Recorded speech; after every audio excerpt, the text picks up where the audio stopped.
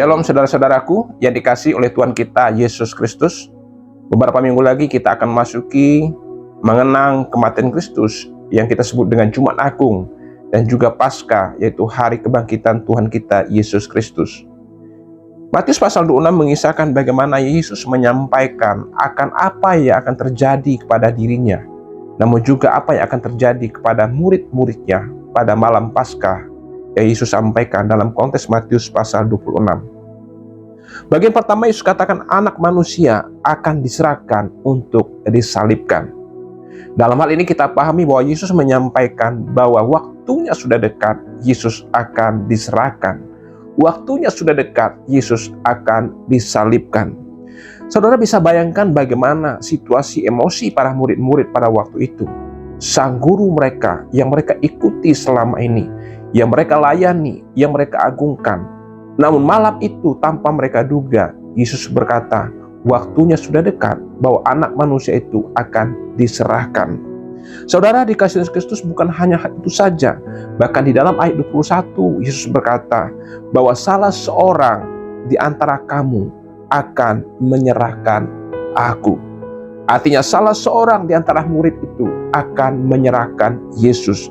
Tentu pernyataan ini akan membuat mereka saling bertanya-tanya, siapakah gerangan yang dimaksudkan oleh Tuhan Yesus bahwa di antara kita akan ada yang menyerahkan Dia. Saudara dikasihi Tuhan, perjamuan Paskah pada momen itu harusnya menjadi momen yang mengharukan, karena mengingat kebesaran Tuhan yang sudah melepaskan bangsa Israel dari perbudakan Mesir yang diingat pada malam Paskah.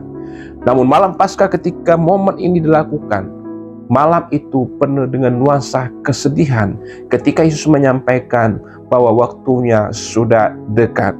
Terbukti di dalam ayat 22 dikatakan dengan sangat sedih berkatalah murid-murid seorang demi seorang kepada Yesus, bukan aku ya Tuhan, bukan aku ya Tuhan akan menyerahkan Engkau. Saudara dikasihi Tuhan, atas apa yang akan dialami Yesus, Yesus katakan bahwa iman mereka, iman para murid-murid akan tergoncang, bahkan mereka akan tercerai-berai.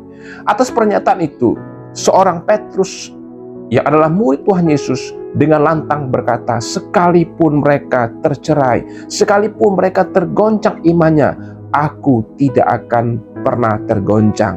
Saudara, namun ketika Petrus berkata demikian, Yesus pun berkata, justru Petruslah yang akan menyangkal Yesus. Saudara dikasihi Kristus, apa yang kita pelajari dari dua hal ini? Yesus paling mengerti situasi hatiku dan hati saudara.